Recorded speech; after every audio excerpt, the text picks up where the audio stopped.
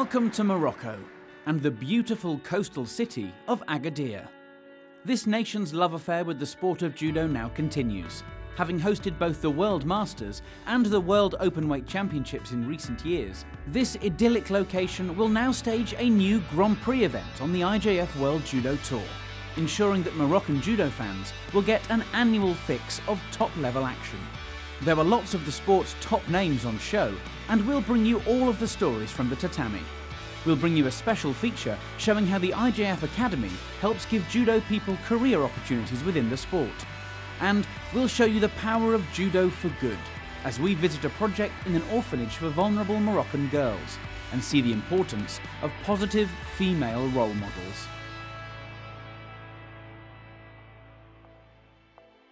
We start at under 81 kilograms, where hot favourite was Olympic champion Hassan Kalmuzayev of Russia. But the World Masters champion was in for a shock when he met Turkey's Vedat Albayrak in his second contest. A superb Uchimata Wazari from the Turk, meaning Kalmuzayev would have to contest bronze instead of gold. Well, Kalmuzayev has to do something now. It's 2 Shidos down. One more and it's all over. Arm over the back.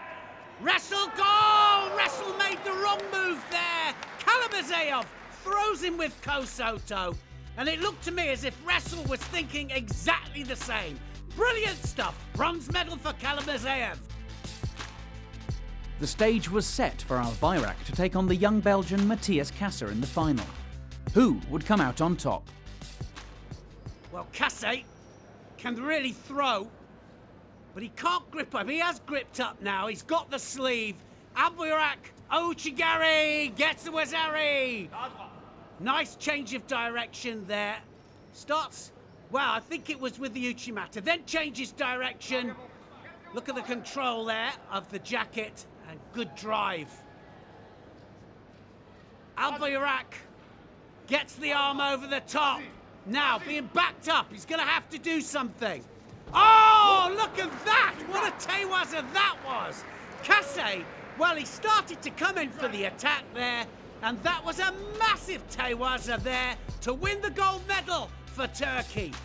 He was being backed up, and look at that change of direction. He had great control of the head, and he absolutely directs him cleanly onto his shoulders. A massive ippon and a gold medal to Turkey. First gold medal for Albayrak on the World Tour, but I think there's going to be more to come. The under 70 kilograms division saw home heroine Asma Niang taking gold. She is the country's most high-profile judoka, and her win over Maria Perez of Puerto Rico in the final was a shining example of the progress being made by the Royal Moroccan Judo Federation. But the Grand Prix is just the tip of the iceberg when it comes to judo in Morocco. Behind the scenes, judo is being used as the driving force for positive change. We joined Niang and an IJF delegation on a visit to an orphanage which helps protect vulnerable young women, the location of which cannot be disclosed. As part of a national project, judo is used to empower the young women and girls who reside here. It gives them a chance to engage in physical activity in a safe and supportive environment. Niang was there to act as a role model to these young women, to show them that through sport, they too can become powerful and independent. It was fitting that this emotional visit came on International Women's Day. Judo is at the forefront of the drive for equality in top-level sport. And in attendance at the orphanage was Dr. Lisa Allen, the head of the IJF Gender Equity Commission. We spoke to Dr. Allen about her role, and also about the importance of projects such as this. So my role is to lead the International Judo Federation Gender Equity Commission, and our main aims are to promote and ensure gender equity, equality and integration of everyone involved in judo. We also want to provide more awareness of gender equity and equality and identify where we have issues in our sport and find solutions to improve this. Projects like this one in Agadir are fantastic because participation of females in judo is generally lower than that of males. And projects like this give girls and women a safe environment to experience judo. It also allows them to train and practice together, offering them an opportunity to develop themselves through the values of judo and to gain the benefits of physical activity. This particular project is actually nationwide throughout Morocco, and there are a number of similar initiatives by many other national judo federations. Women and girls need strong, confident female role models to show them and remind them of what they can be.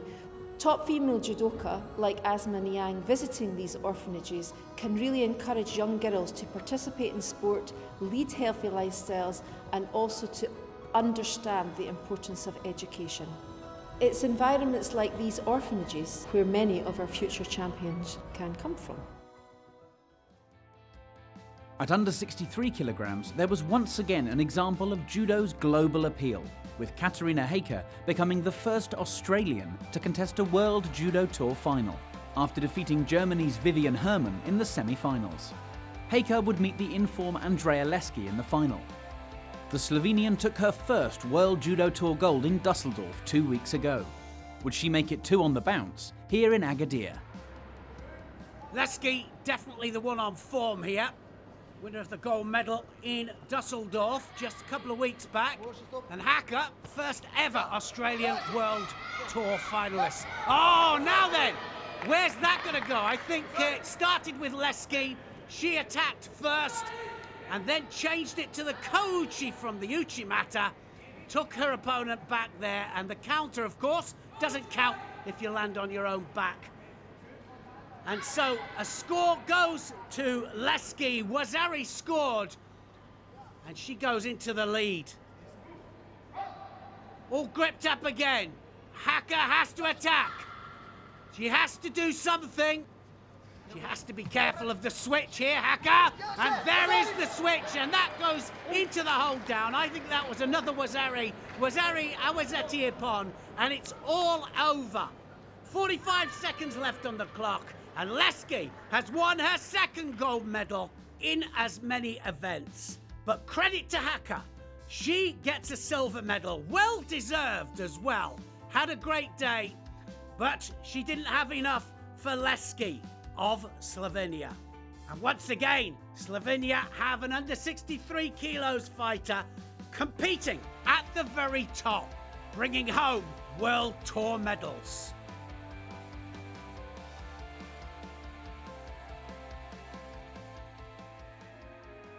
Under 48 kilogram gold went to Russia as Irina Dolgova overcame Katarina Costa of Portugal in the final by a Wazari.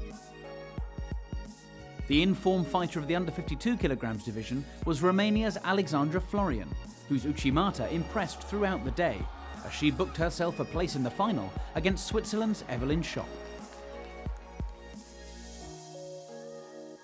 There, a mistake from Florian was pounced upon ruthlessly by Schopp, who trapped her in a pin. No escape for the Romanian, as Schopp held on to get the win. Topping the podium at under 57 kilograms was Israel's Timna Nelson-Levy, who celebrated her first World Judo Tour gold. In the final, she also won with a pin, snaring Slovenia's Kaja Kaiser and holding just long enough to score a decisive Wazari. Great work from the Israeli. Under 78 kilogram gold went to Maika Zich of Germany, who defeated Anastasia Turchin of the Ukraine in the final. But the Ukraine would be on top at over 78 kilograms. Yelizaveta Kalinina defeating Anna-Marie Valensek of Slovenia to take gold in a lackluster final. There was better action in one of the bronze medal contests, as Russia's Anna Gashina took on Morocco's Yusra Aouz. There, the Russian disappointed the home crowd with a great Uchimata Ippon, securing a bronze medal in her very first World Judo Tour outing. Turkey's Bekia Ozlu and Guzman Kyrgyzbayev of Kazakhstan would contest the under 60 kilogram gold. This Wazari and golden score from Kyrgyzbayev the pivotal moment as Kazakhstan took gold. But there would be disappointment for Kazakhstan at under 66 kilograms, as Yerlan Sarikhanov lost out to Adrian Gombok of Slovenia in the final. The under 73 kilogram division saw Turkey's Bilal Siloglu in great form, as he reached the final with some dynamic Ippon judo, catching Morocco's Ahmed El Meziati with this superb Kouchi Makikomi at the semi-final stage. Against the experience of Russia's Musa Magushkov in the final, Siloglu was unfazed, countering for Awazari to notch up his first World Judo Tour gold medal and add to an impressive performance for Turkey here in Agadir.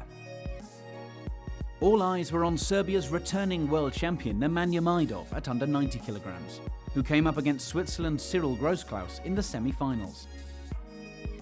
A counter-attack in golden score ended Majdov's hopes of a golden return, as it was Grossklaus who went through to the final. Majdov will have to go back to the drawing board if he wants to defend his world title later this year in Baku. It would be Kusen Kalmazeev of Russia meeting Grossklaus in the final. During the day, he had outshone his twin brother Hassan, the under 81 kilogram fighter, reaching the gold medal contest with some great Ippon judo.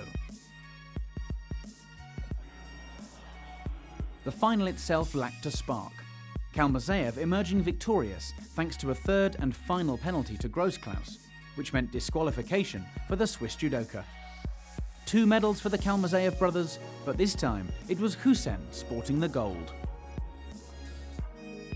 There was another brother on top at over 100 kilograms.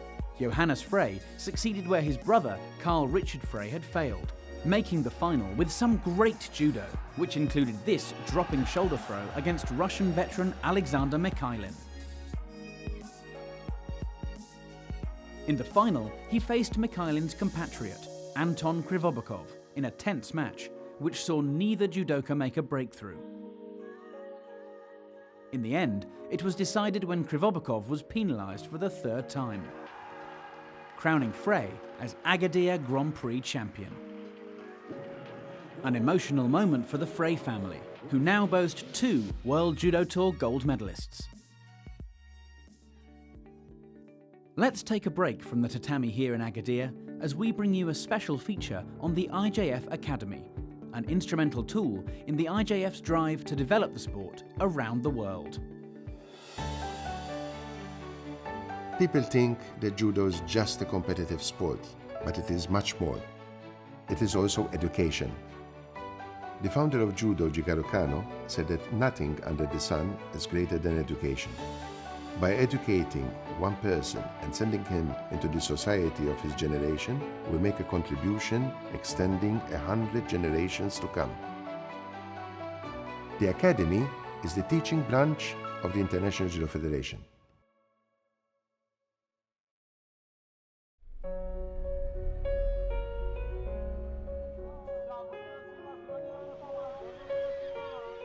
We are in Ostia, Italy. We are in the Olympic Center, built by the past president Matteo Pellicone.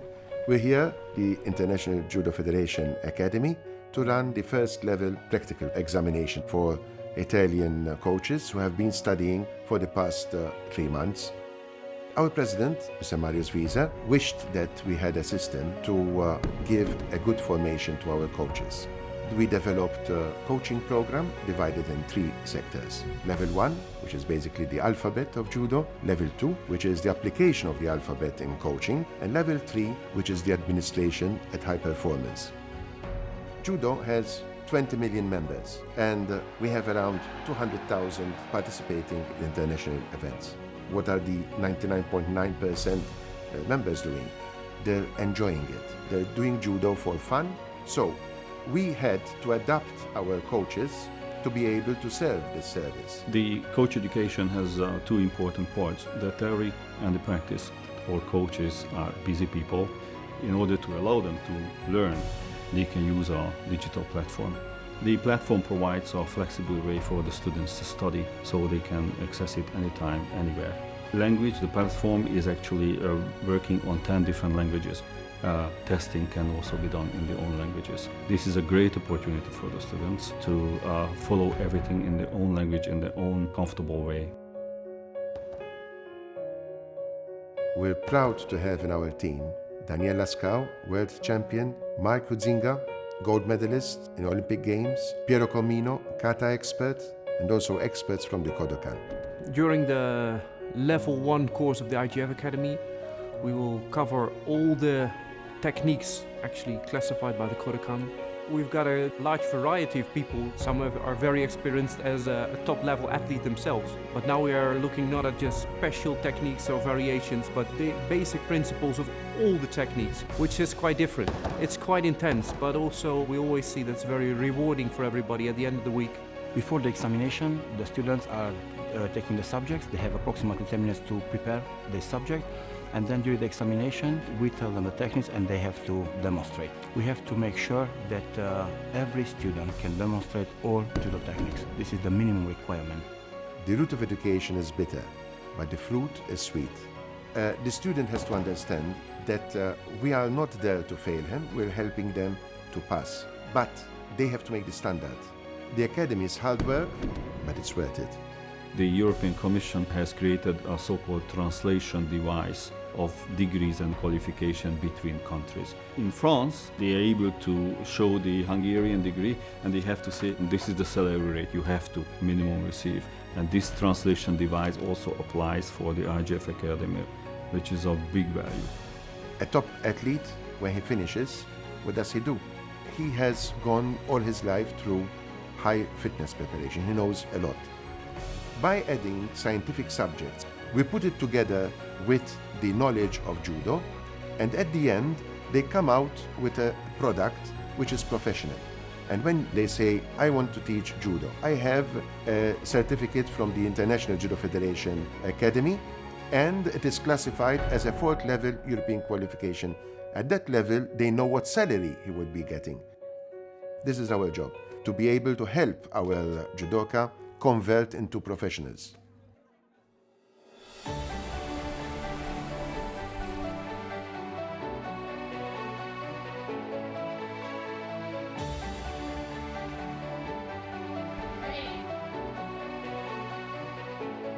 The biggest satisfaction is always at the end to hear the comments of the students. They are going back to their clubs with a renewed enthusiasm.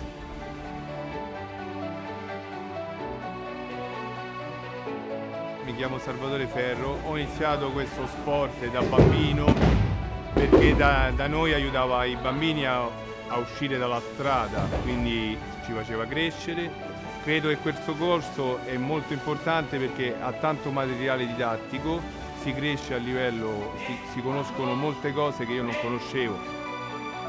A lot of people ask us, where is the headquarters of the academy? We say it is in the cloud. We go through the 5 continents to deliver the knowledge of judo wherever it is required. We really spread the judo knowledge around the world, and that for me also is very rewarding. It is a personal achievement, and I'm very happy that we contribute to the development of judo around the world.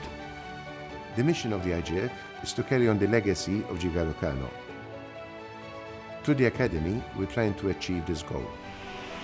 When we finish an academy course in a country, we have planted a seed of knowledge that will continue to grow in generations to come. Education is the passport to the future. At the academy, we know our work will help judo people to secure their place in the future.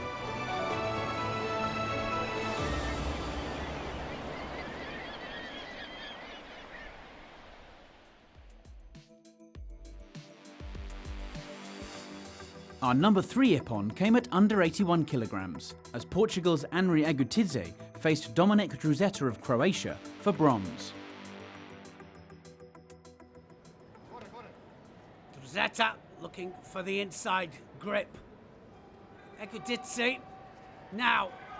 Oh, he's going opposite. Osoto! Massive Osoto! Agutidze wins the bronze medal. Massive Osoto there. It's from the right-sided grip, and then he suddenly changed direction. Look at the leverage he gets on that Osoto. He latches on, and then he drives off the back leg.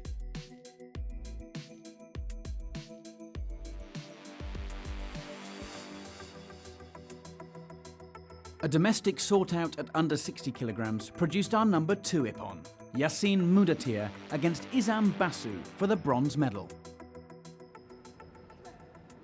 Little bit of a domestic going on here. Basu against Mudatir. Basu, left-handed, Uchimata! and he gets it sorted. What an uchimata that was. Beautiful uchimata, and he gets the bronze medal. He had to hop it through, but it didn't make a difference. The end result was the same. Hops the uchimata through, and look at the action-reaction he gets off the edge. Great stuff from Basu. Batir Hojumahamedov of Turkmenistan and Patrick Moser of Switzerland contested the under 100 kilogram bronze in a match which produced our top Agadir Ippon. Oh, they're all gripped up. Something's going to happen here. Hojumahamedov. Oh, it was massive. Huge Sasai Surukumiyashi and Hojumahamedov. Wow. Produces a big ashiwaza to score Ippon and to win the bronze medal. Massive turn as well on the way through, but it was the commitment that made the difference. Huge turn, and he plants him on his back for a huge Ippon. A rare medal for Turkmenistan, and it was done in style. And look at the face there. That says it all. Look how much it means to him. Our final category, the under 100 kilograms, boasted a mouth-watering final. On one side of the draw, Russia's Kirill Denisov, who has been one of the most consistent performers on the world stage over the past decade.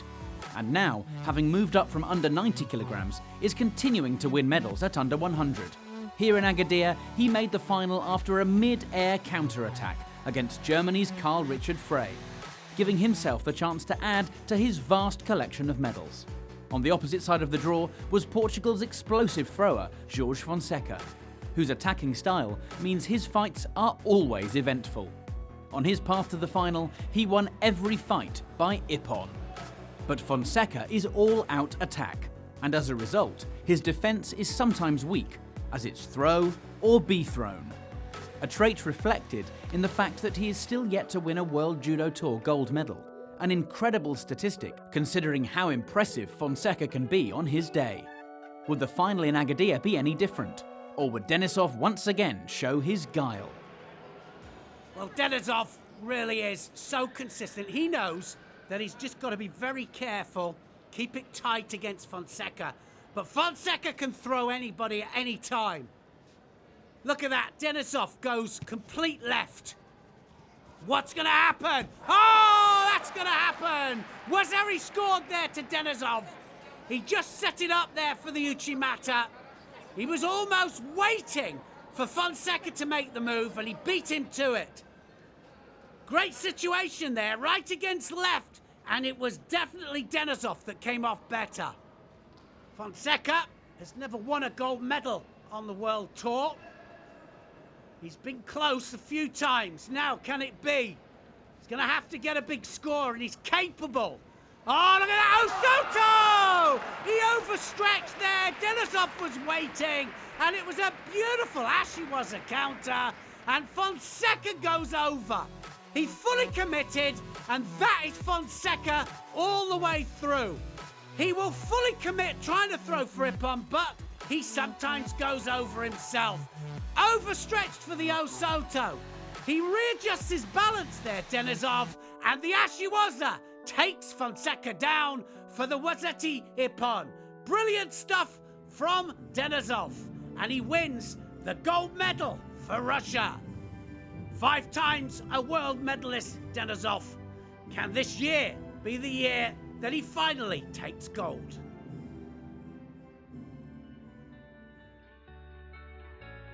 So that's it from Agadir, as the sun sets on another successful judo event here on Morocco's shores.